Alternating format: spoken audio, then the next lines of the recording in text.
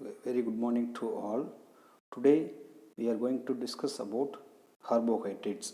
It is one of the important chemical substance which is present in our living organisms, especially plants and animals. So, what is carbohydrates? Carbohydrates is nothing but polyhydroxyaldehydes or polyhydroxyketones or derivatives of polyhydroxyaldehyde or ketone. Generally, the carbohydrates has carbon, hydrogen, oxygen in the ratio of 1 is to 2 is to 1.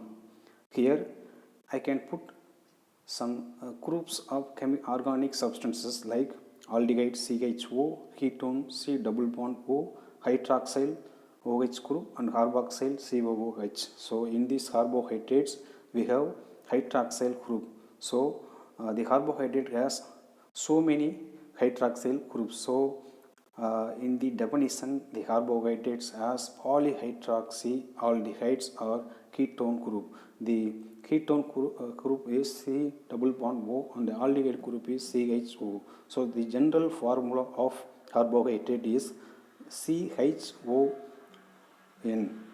Here I can put the example of some polysaccharides like green vegetables. Next, these are some examples of carbohydrates like glucose, fructose, sucrose, lactose, starch and cellulose. The glucose which is commonly present in honey, natural honey and horns, that is maize. The sucrose is present the natural sugar cane. The lactose is present in milk.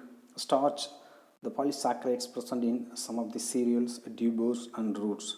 Cellulose, which is present in wood and paper. The chitin, the polysaccharides which is present in fungal cell wall. The peptidoglycan is the major components of bacterial cell wall. The glycogen is the reserve food material of animals. Then the role of carbohydrates. The main role of carbohydrate is the energy stores. It also acts as fuels and metabolic intermediaries.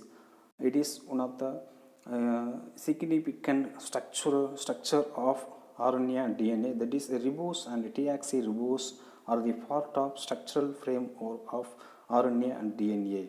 And then the carbohydrates forms the bacterial and plant and also fungal cell wall. It also linked with the proteins and lipids and involved in many interactions. So the carbohydrate is necessary for the regulation of nerve tissues and is the only source of energy for the brain.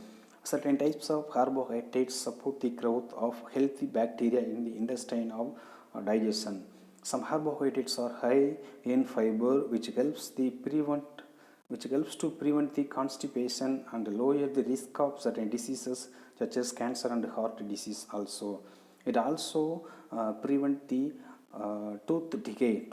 So this sugar or starchy foods can be broken down by the bacterial growth in mouth to produce some kind of acid which attack the enamel of the teeth.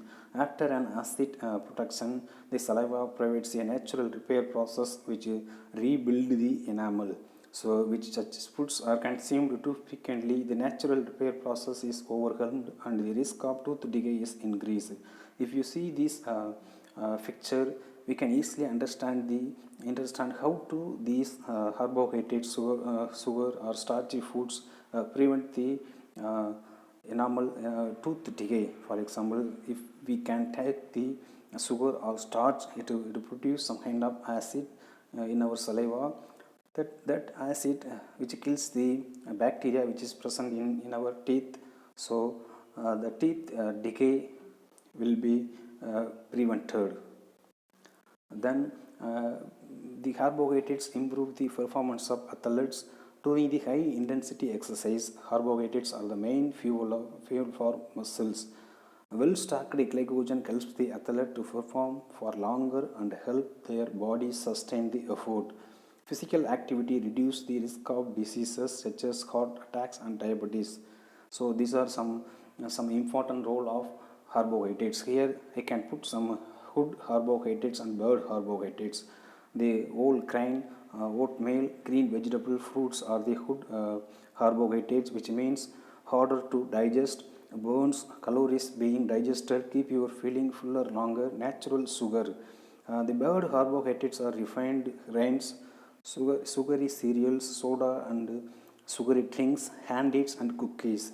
Bad carbohydrates means digest immediately, but don't burn many calories being digested. Max you hungry sooner, max you cross sugar cravings. It is a very simple. So these are the some important roles of carbohydrates. Next we move the classification of carbohydrates. Based on the complexity of structures and behavior, the carbohydrates are divided into three major groups like monosaccharides, oligosaccharides, and polysaccharides. Monosaccharides are the simple sugar. Again, the monosaccharide classified into too many types based on the carbon. If the monosaccharide has three carbons, it is called as trioses. Glyceraldehyde is the example of trioses. If the carbohydrates has four carbon molecules, it is tetroses. The erythros are the example for trioses. Pentoses, the next pentoses means it has 5 carbon, likewise hexoses, heptoses. The second oligosaccharides means it has 2 to 10 sugar molecules, that is saccharides. The oligosaccharides are divided into disaccharides, trisaccharides, tetrasaccharides and pentasaccharides. It also has, based on the sugar molecules as saccharides, simple saccharides or monosaccharides, it is divided. The next polysaccharides are divided into homopolysaccharides, heteropolysaccharides based on the structure and based on the role. The polysaccharides are also divided into structural polysaccharide and storage polysaccharides. These are some important characteristics of monosaccharides. Monosaccharides are the smallest carbohydrates. They can't be hydrolyzed into smaller carbohydrates made up of carbon, hydrogen and oxygen. The general formula of monosaccharide is CnH2n and ON.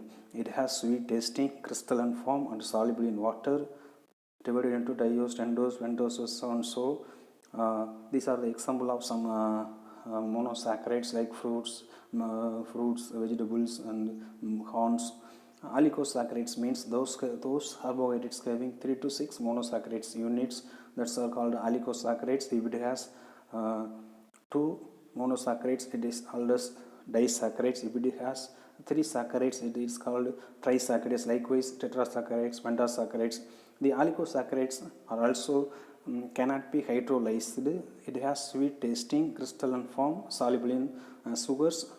These are some examples for oligosaccharides. Next, the polysaccharides. Polysaccharides are made up of large number of monosaccharide molecules. Those having more than 6 monosaccharides units are called polysaccharides.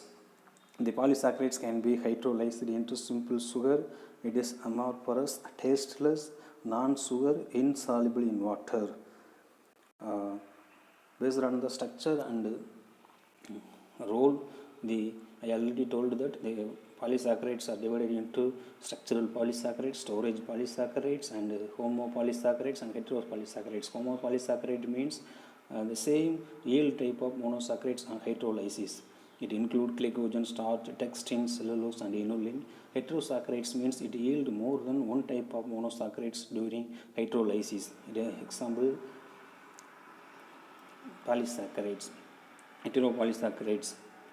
Based on the function or role, the polysaccharides are again divided into structural polysaccharides. The structural polysaccharides are chitin, peptidoglycan, cellulose. The chitins are present in fungal cell wall. Peptidoglycan is made up of bacterial cell wall and cellulose is made up of plant cell wall.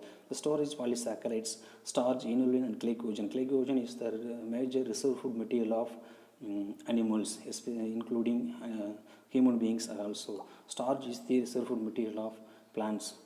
So with this we conclude the introduction of carbohydrates and roles and classification. Thank you. We will see the next class for the properties and structure of monosaccharides. Once again, thank you all.